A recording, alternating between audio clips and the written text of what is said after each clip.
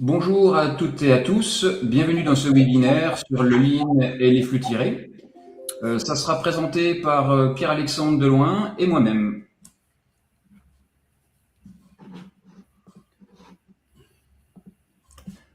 Alors au programme, voilà, présentation des intervenants, et ensuite on va dérouler le webinaire sur une trentaine de minutes.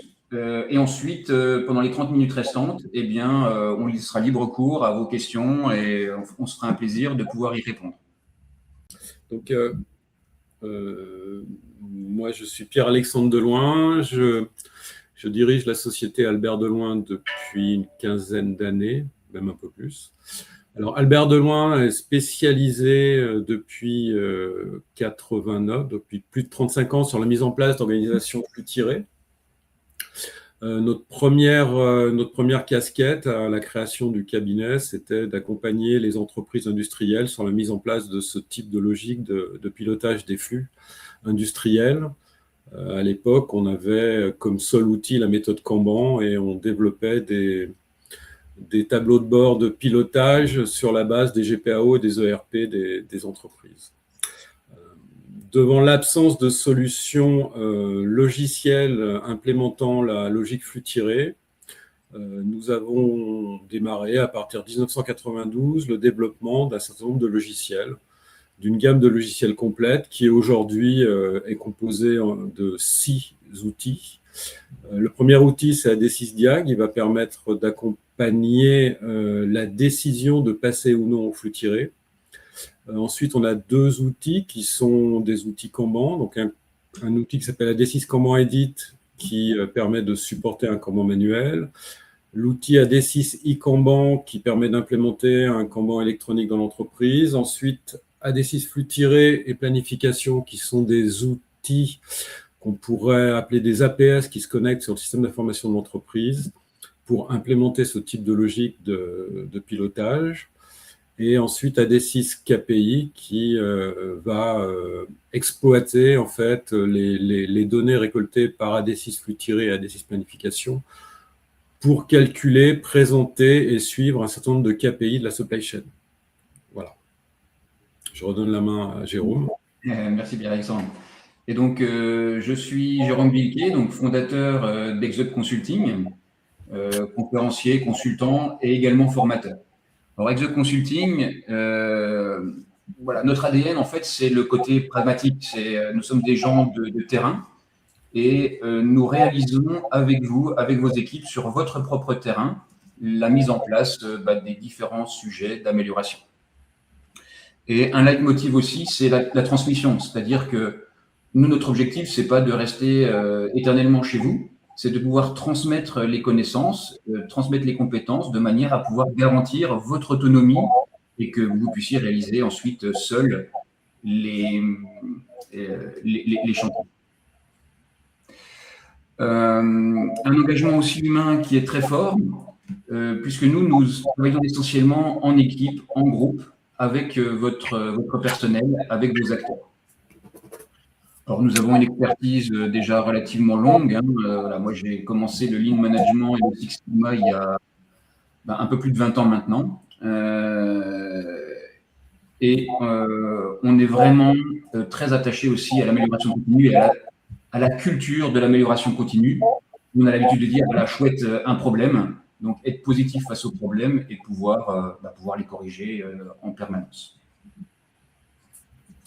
Alors, j'enchaîne en fait sur la présentation du Lean et du flux tiré et montrer aussi que c'est très complémentaire. Alors là, j'ai représenté une maison d'amélioration continue simplifiée par rapport à celle de Toyota, juste pour mettre en évidence une chose, c'est que vous avez 2 piliers sur l'amélioration continue, le juste à temps, le JDOKA, et qui sont composés en fait à la fois du Lean, des flux tirés et de la résolution de problèmes. Et comme toute maison, si on abat un mur, la maison ne tient pas. Donc, si vous voulez vraiment que votre maison d'amélioration continue et votre démarche soit pérenne, il est essentiel en fait que les 3 méthodologies, Lean, flux tiré et résolution de problèmes, aillent de pair.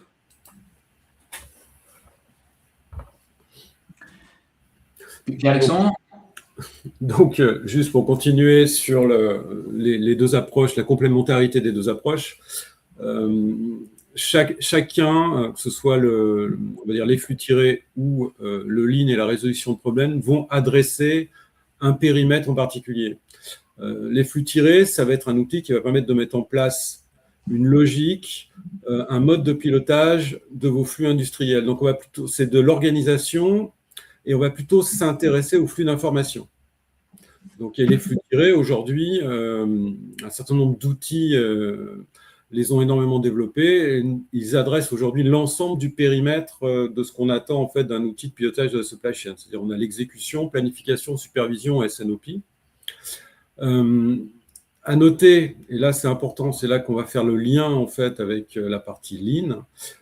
Les flux tirés manipulent un certain nombre, exploitent un certain nombre de paramètres qui vont être issus des contraintes de l'entreprise. Ça va être les lead time, les lots de lancement, la variabilité de production, hein, les pannes, la qualité, etc. La notion de goulot. Alors, je m'arrêterai 5 minutes, quelques secondes sur la notion de goulot. Le goulot, c'est si on veut faire des chantiers lean qui vont avoir un impact sur la supply chain, il va falloir travailler sur les goulots. Si vous travaillez sur d'autres sujets, le goulot restant présent, l'écoulement restera le même dans votre entreprise. Donc, ça ne servira à rien. Ce sera peut-être très joli, très beau. On aura réussi à optimiser un secteur, mais globalement, l'entreprise marchera toujours au même rythme. On t'entend plus. Merci.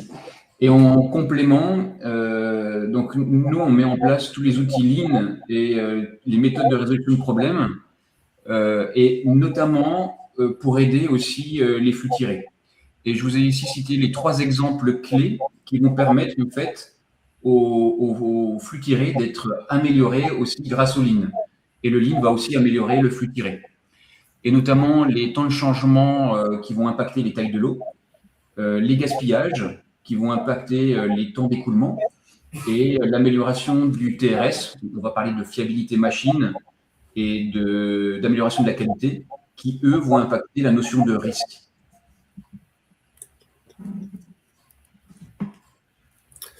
Alors, les flux tirés, c'est quoi? Donc, on va faire un petit rappel sur les flux tirés. Donc, historiquement, le premier outil flux tiré, ça a été le Kanban. Donc, ça date de 1950, c'est pas très récent.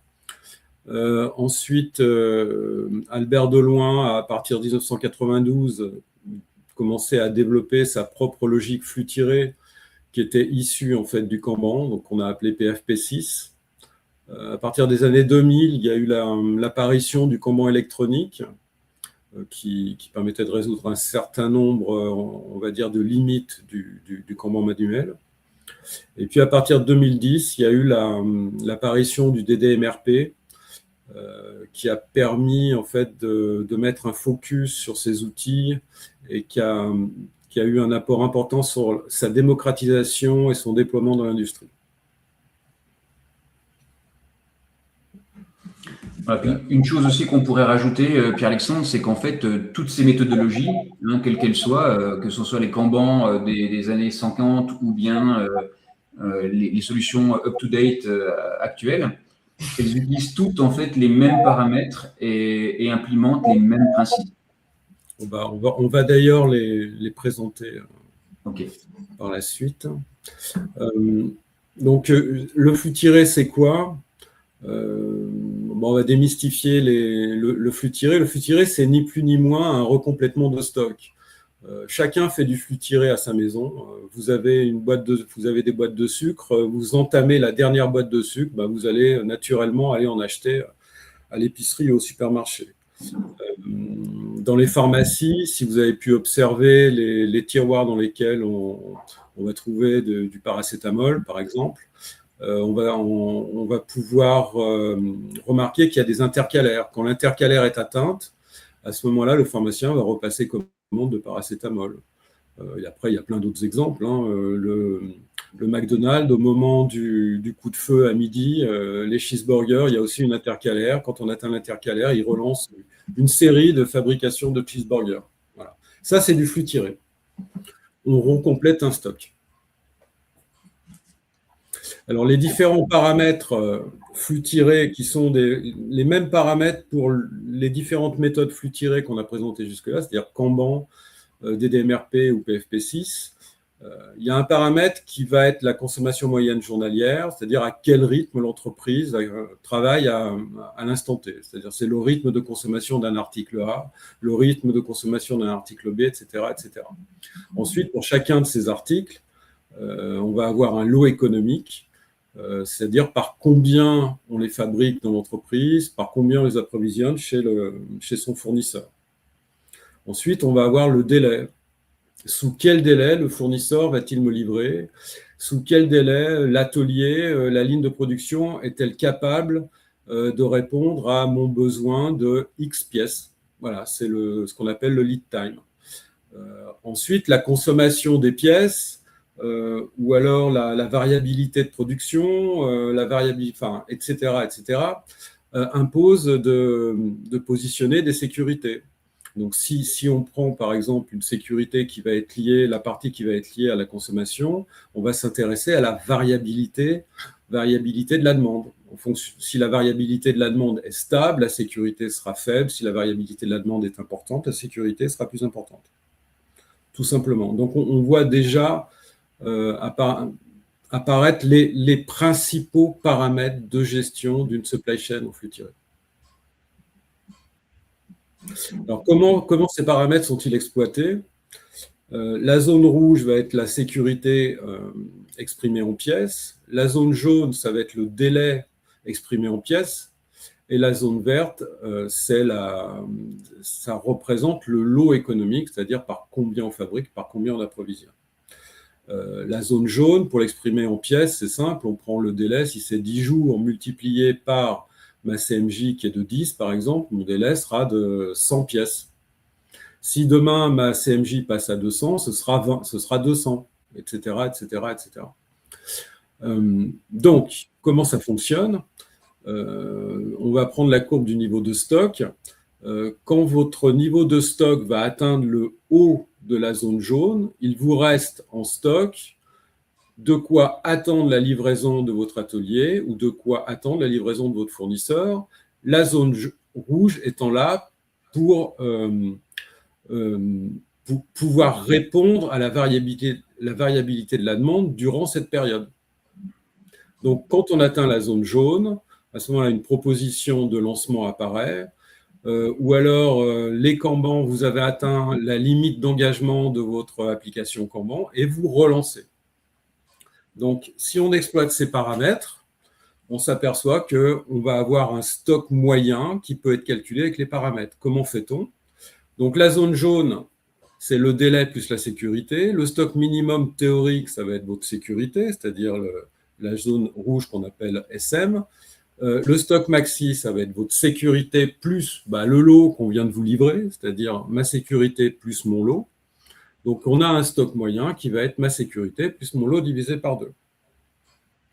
Donc, on voit tout de suite l'impact des différents paramètres sur le niveau de stock moyen que l'on va avoir dans l'entreprise. Donc, juste un petit rappel sur le positionnement des différents points de stock. C'est juste pour avoir à l'esprit que dans une entreprise, faire du flux tiré, ça veut dire positionner un certain nombre de points de stock stratégiques tout au long du flux. Si on souhaite, et puis tout ça, il va falloir réaliser des compromis aussi avec la politique commerciale. C'est-à-dire que si vous avez un lead time qui va être de 90 jours, un lead time complet, et que vous devez livrer vos clients sous 5 jours, vous n'avez pas le choix, vous allez devoir avancer du stock.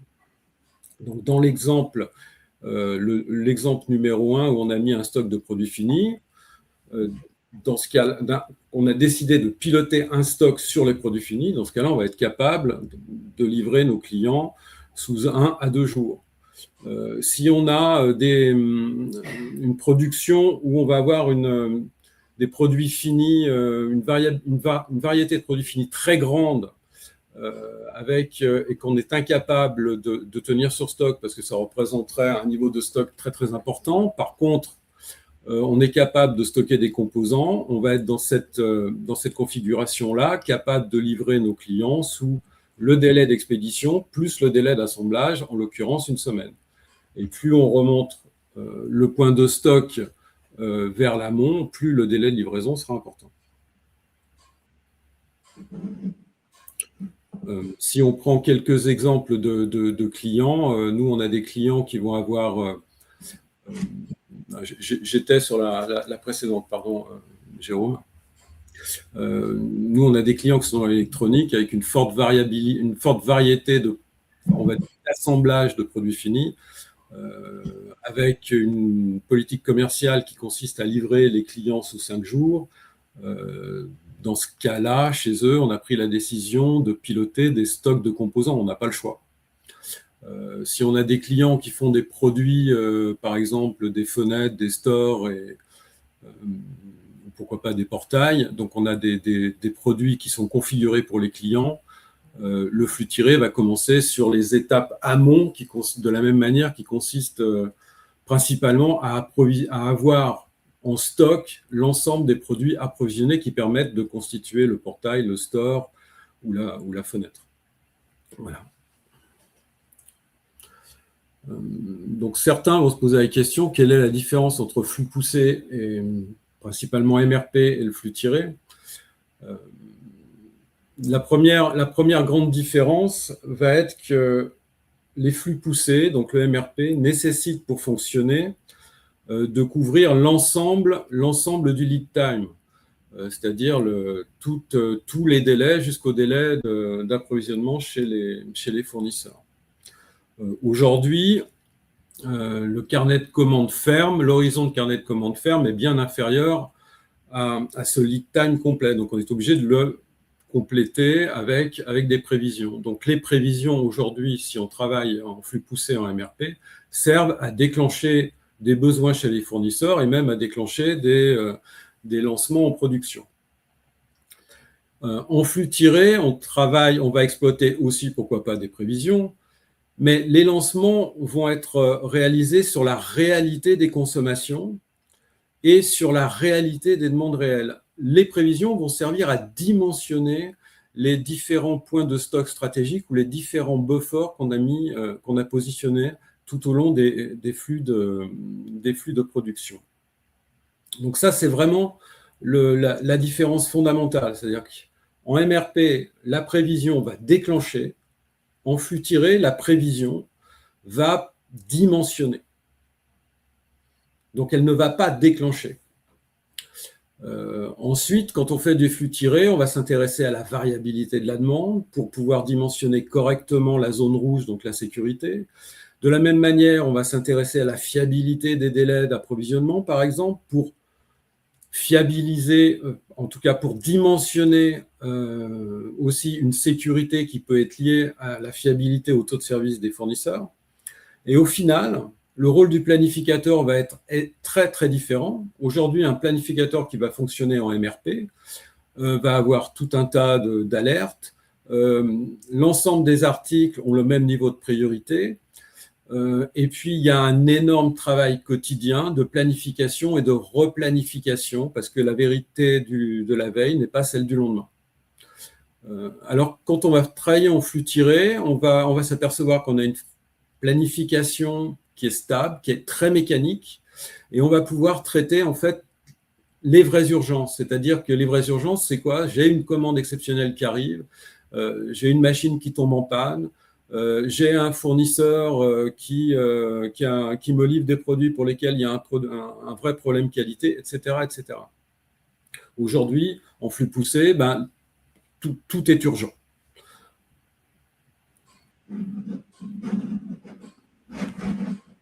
On passe à la suite. Là. Donc, pour introduire en fait la suite, où Jérôme va présenter un certain nombre de cas d'usage, de cas d'école concernant la relation entre les paramètres flux tirés et puis les chantiers lean. Là, je présente juste un petit exemple, hein, sans expliquer quel chantier d'amélioration a pu être mis en place. Donc, on a une situation avant où on a une taille de lot de 3600, un lead time de 4 jours et une sécurité de 50%. On a fait un chantier d'amélioration et puis on a réussi à réduire le délai. Ça peut être le délai donc réduire le délai d'un poste ou d'une ligne de fabrication de 4 jours à 2 jours. Donc, en réduisant le lead time de 4 jours à 2 jours, j'ai la possibilité de réduire, j'ai eu la possibilité de réduire ma taille de lot de 3600 à 2160, sans que ça ait d'impact sur la charge dans l'entreprise. Donc, en conséquence, mon délai et ma sécurité vont être réduites de 50%. Et au final, j'ai pu faire un chantier d'amélioration qui va avoir un impact direct sur mon niveau de stock, qui me permet de diminuer mon stock de 42%.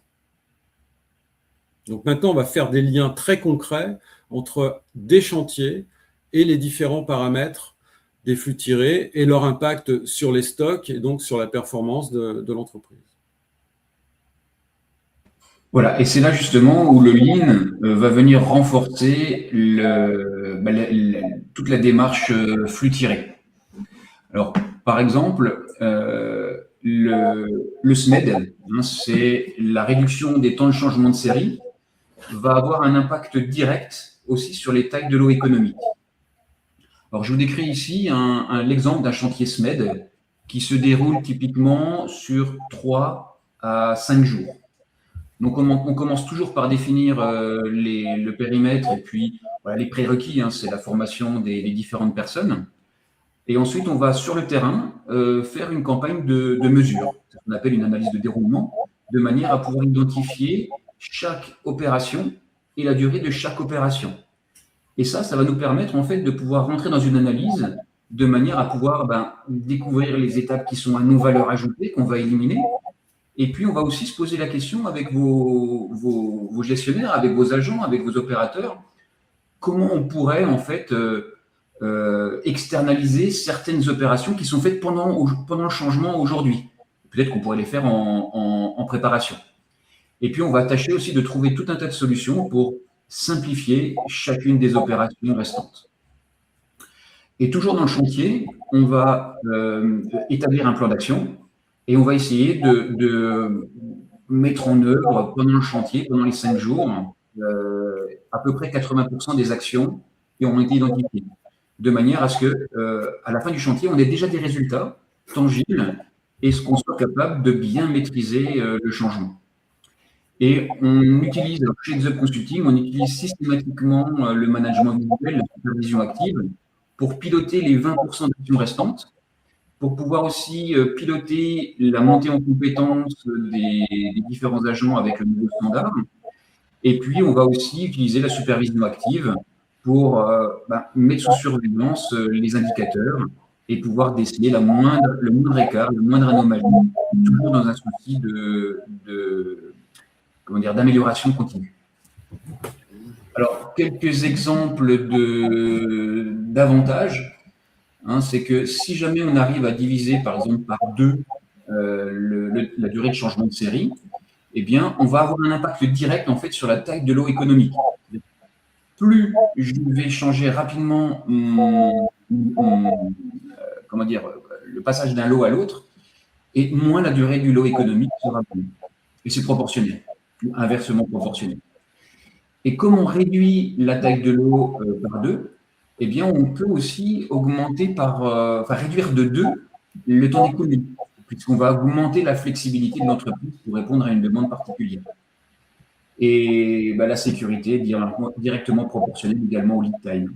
Donc ça nous amène en fait à un gain global de stockage de l'ordre de 50%. Donc retenez ça, c'est que en fait la durée du changement de série est directement proportionnelle au stock final. On peut aussi vous proposer, voilà, donc, un exemple chiffré. Pierre-Alexandre, tu veux le commenter celui-ci? Oui. Je te laisse faire. Donc, c'est l'exemple du chantier semaine. Donc, on a réussi à diviser par deux les temps de changement. Ayant divisé par deux les temps de changement, on a pris la décision de diminuer les tailles de l'eau par deux. Donc, on garde la même capacité et la même charge, en fait, sur la partie réglage. Donc, la taille de l'eau, on la diminue par deux. Le délai, le lead time va être aussi diminué par deux parce que la file d'attente avant qui était composée de séries qui étaient, en l'occurrence 4000, on va imaginer que l'ensemble des séries vont être plus longues. Comme on a divisé les tailles des séries par deux, la file d'attente va être aussi divisée par deux. Donc le lead time va passer de 4 jours à 2 jours. La sécurité qui est proportionnelle, donc là on a un produit qui a une variabilité de 30%, la sécurité qui est proportionnelle au délai va aussi être diminuée par deux. Donc à la sortie, mon lot est diminué par deux, mon délai est diminué par deux, ma sécurité est diminuée par deux, donc mon stock moyen va passer de 2300 à 1150. Donc si on fait la même opération sur l'ensemble d'une famille d'articles qui est stocké, on va avoir un stock moyen qui va être divisé par deux. Et chez Exub Consulting, on a bien compris cette complémentarité entre les flux tirés et les chantiers qu'on peut mener.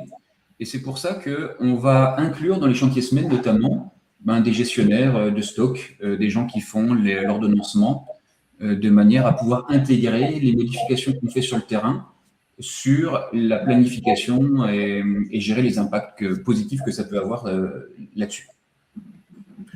Alors, un autre exemple, c'est que le Lean, en fait, le leitmotiv du Lean, vraiment la raison d'être du Lean, c'est la chasse au gaspillage.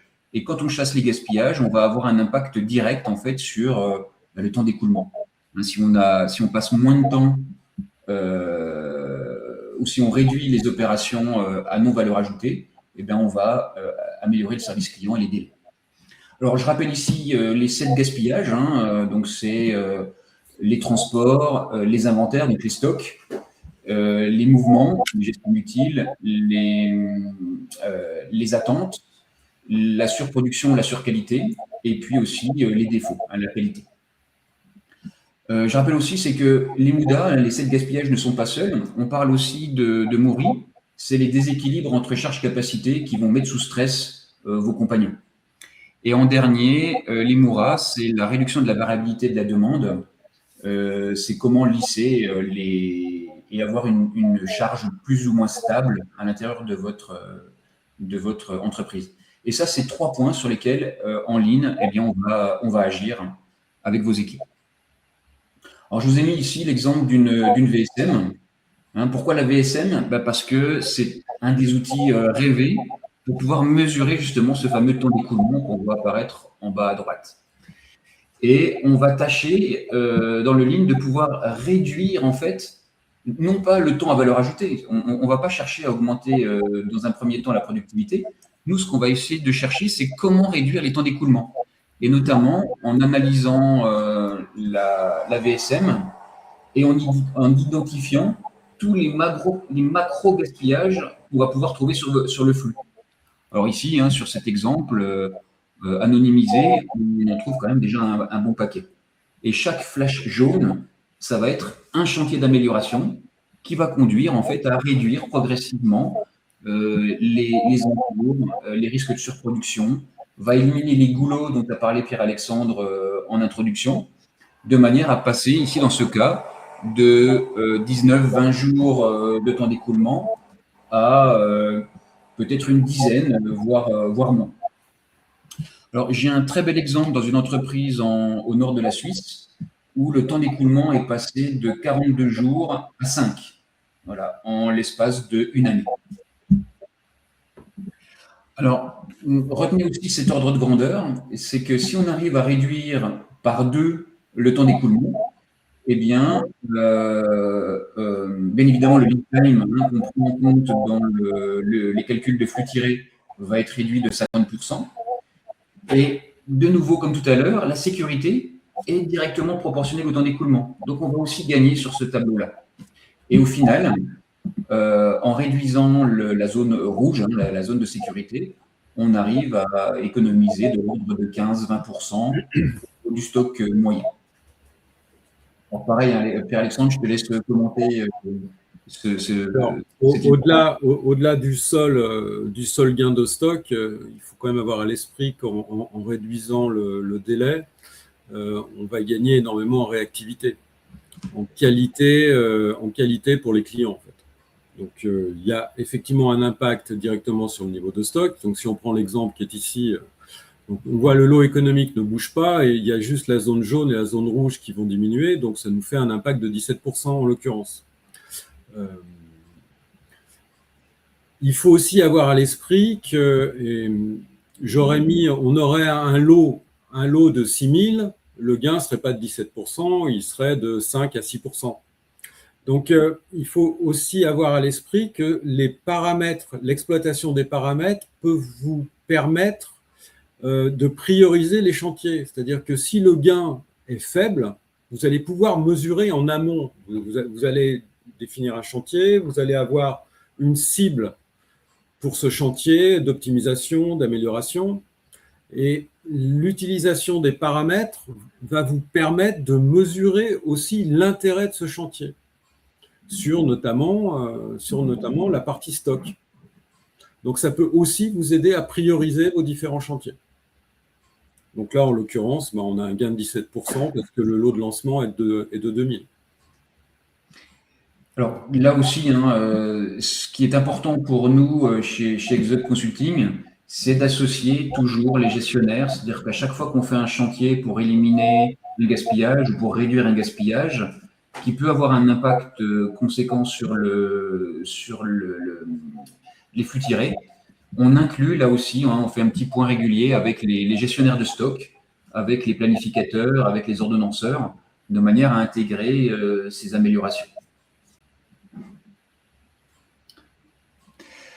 Alors, troisième point, après les SMED, les temps de changement de série et la réduction du lead time, je voudrais vous parler aussi de l'utilisation de la résolution de problèmes pour fiabiliser en fait votre supply chain, fiabiliser vos processus de manière à réduire la zone de sécurité.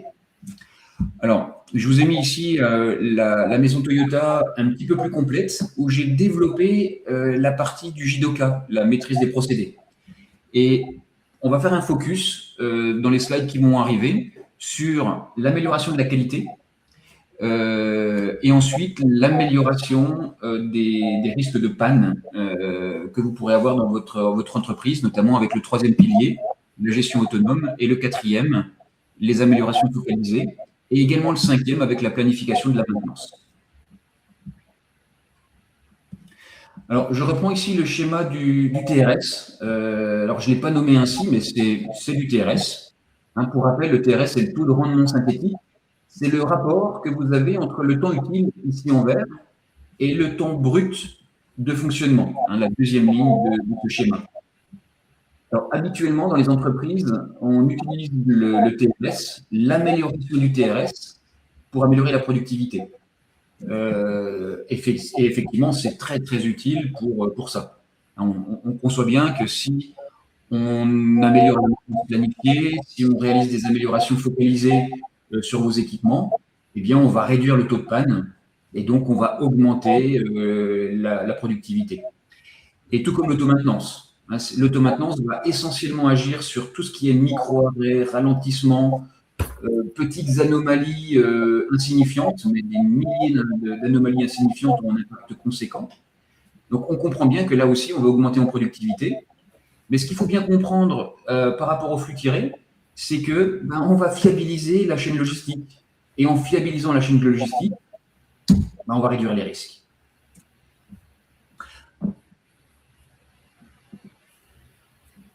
Alors, ici, retenez une chose, c'est que, alors, j'ai pris un exemple qui est assez courant dans les entreprises, où on arrive à tuer les risques de panne de l'ordre de 80%, ou atteindre un niveau qualité juste incroyable et là aussi, une réduction de non-conformité de 80%. C'est quelque chose qui est assez courant quand on fait des démarches de résolution de problèmes type PDCA, UID ou DMAIC, le Sigma. Et là, on va avoir un impact direct sur la zone de sécurité et on va avoir une réduction du stock moyen là aussi également. Alors Pierre-Alexandre, je te laisse la parole. C'est toujours le même principe, hein, en fonction du chantier qui a été mené. On va avoir, donc en l'occurrence, là, on va avoir un impact direct sur la zone de sécurité qui va passer de 100% du délai à 20% du délai. Donc l'impact est direct sur le niveau de stock. Et en l'occurrence, ça fait moins, dans cet exemple-là, ça fait moins 25% de stock. Ouais.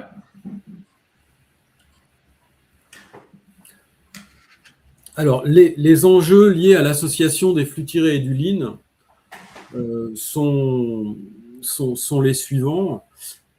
Et qu'on fasse que du lean ou qu'on fasse que des flux tirés, les enjeux restent les mêmes. Mais il faut bien avoir à l'esprit que la combinaison des deux va avoir un impact bien plus important sur ces différents enjeux.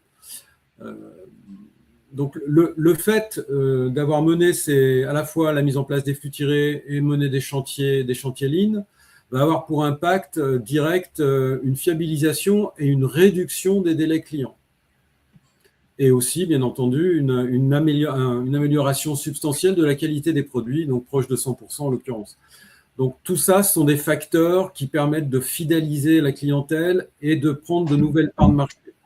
Et donc, de se positionner par rapport à la concurrence. Donc, en ce qui concerne la compétitivité de l'entreprise, alors, quand on fait du flux tiré, la première année, par un meilleur emploi de l'outil industriel, on va avoir une augmentation de la productivité de 5 à 10%, qui est mesurable assez facilement. En ce qui concerne le lean, c'est son essence, hein, de permettre de gagner de la productivité via des chantiers d'amélioration continue, année après année. L'objectif, c'est de continuer à s'améliorer tout le temps. Donc, compétitivité de l'entreprise, c'est de la productivité, c'est du stock, des stocks qui vont être diminués et équilibrés. Et puis au final, c'est un besoin en fonds de roulement qui baisse, un chiffre d'affaires qui augmente, et donc des marges aussi qui sont nettement améliorées.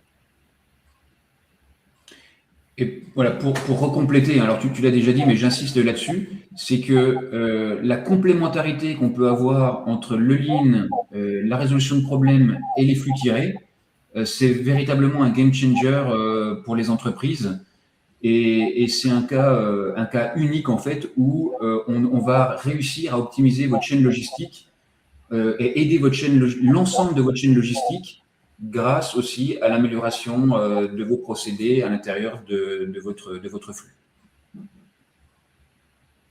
Donc pour finir et puis ouvrir un peu le débat, il faut avoir à l'esprit que les flux tirés exploitent et valorisent la performance opérationnelle issue des chantiers lean. Donc, vous avez mis en place des flux tirés, vous avez mis en place un mode de pilotage, une organisation qui est performante.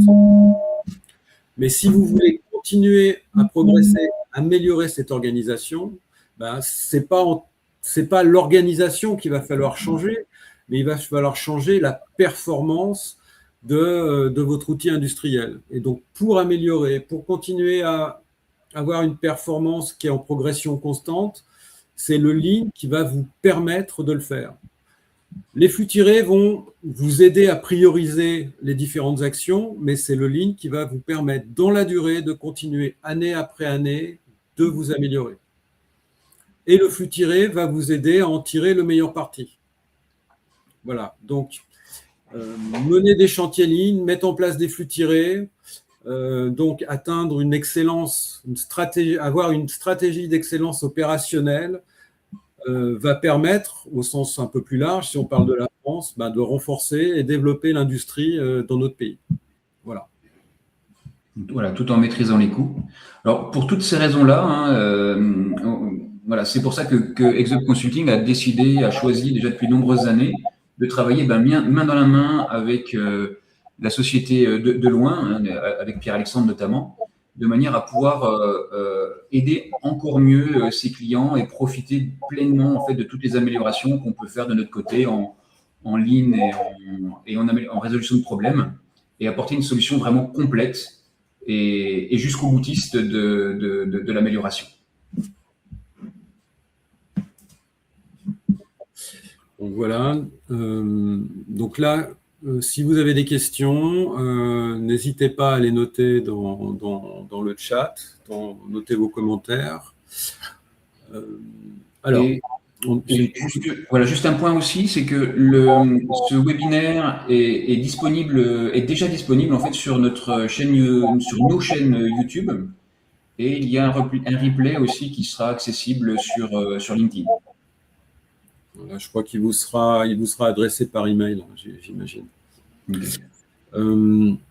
Alors, difficulté d'appliquer les flux tirés dans une production saisonnière.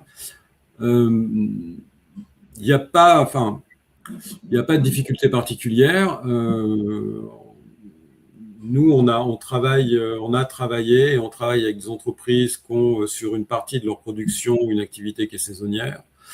Les flux tirés, en tout cas avec les outils qu'on a développés, permettent ont des fonctionnalités qui permettent justement de gérer cet aspect saisonnier. Alors, via des montées de stock progressives pour pouvoir répondre à la demande saisonnière et tout en lissant la charge sur une période donnée. Je ne sais pas si ça vous paraît clair, mais globalement, si on vend des stylos pour la rentrée scolaire, on va avoir un pic de demande en septembre. Tout l'enjeu, ça va être de piloter un stock qui va permettre de répondre à la période de septembre tout en lissant la charge sur l'année. Ça, on sait faire. Alors, une autre question aussi, c'est pourquoi certaines entreprises combinent flux tiré et flux poussé. Tu veux répondre, Pierre-Alexandre, ou j'y vais? Essaye et puis je compléterai. Alors, en fait, les deux approches sont complémentaires, mais il faut les utiliser à bon escient. Il est rare en fait que 100% de flux poussé soit correct, et tout comme il est rare que 100% de flux tiré soit correct aussi. Tout dépend en fait du délai acceptable par le client. Si le client vous passe une commande et il souhaite être livré très rapidement, hein, à la seconde, effectivement, là, vous avez des chances d'avoir un flux intégralement tiré. En revanche, si le client est capable d'attendre, d'avoir des délais de livraison, eh bien, on va remonter ce qu'on appelle le pacemaker. On va mettre le pacemaker en fait au niveau du temps d'attente autorisé. Et avant, on tire les flux. Et puis après, eh bien, on va pousser. Mais on ne va pas pousser n'importe comment. On va pousser avec du FIFO et en essayant de gérer les encours. Est-ce que j'ai bon, Pierre-Alexandre? Oui, en fait, c'est pas ce qu'on va mettre en place, c'est sur les phases aval, on va avoir une gestion à la demande qui va venir piocher sur des stocks qu'on aura avancés. En fait, c'est la phase aval va définir le délai. La phase aval qui va être gérée à la demande va définir le délai qu'on est capable de respecter vis-à-vis des clients.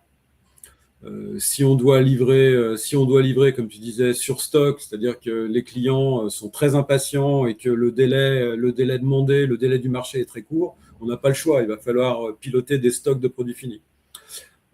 Et si le marché est capable d'attendre quelques jours, comme disait Jérôme, ou alors si on a une impossibilité d'avancer des stocks, on positionnera on va dire les stocks de découplage ou les buffers DDMRP ou les points de stock PFP6 quelques 1, 2 ou 3 niveaux en amont.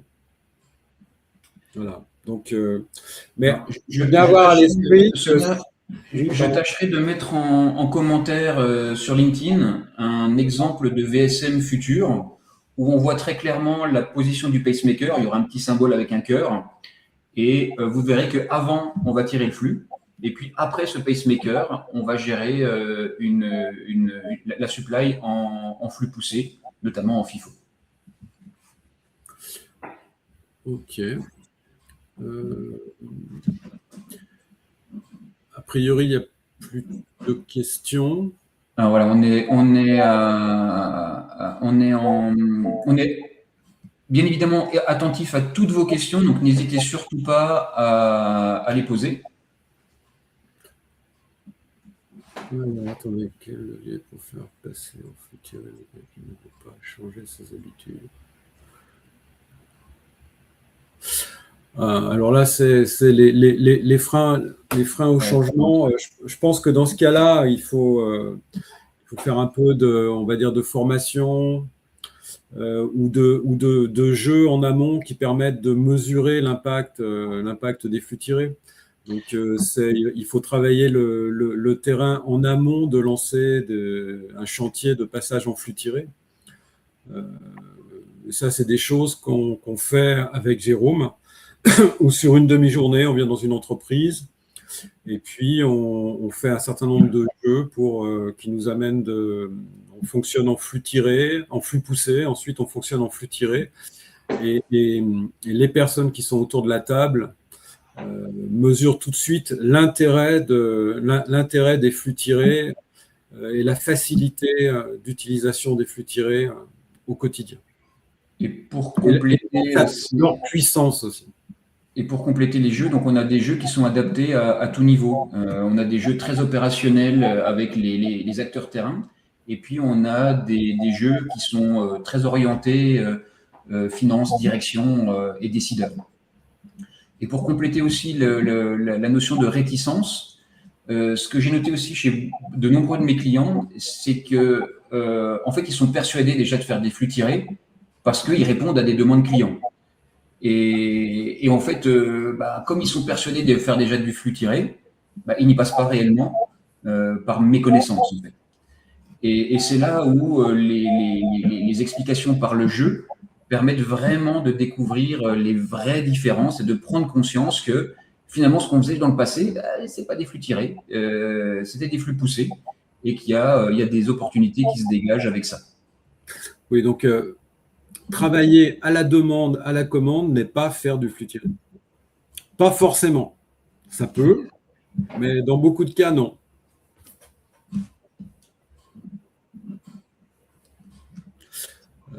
Oui, donc Bruno, j'espère qu'on a répondu à ta question.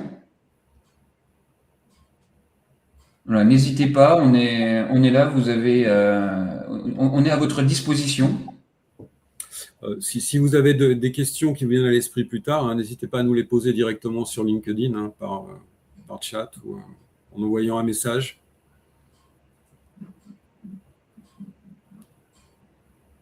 Voilà, donc on clôt le webinaire, Jérôme. Alors, oui, on va attendre peut-être encore quelques secondes s'il y a des questions complémentaires qui arrivent. En attendant les questions complémentaires, eh bien, on tient à vous remercier tous pour votre participation. On reste disponible après ce webinaire si vous avez la moindre question. Voilà. Puis merci aussi à Pierre-Alexandre pour tout le travail de préparation en amont.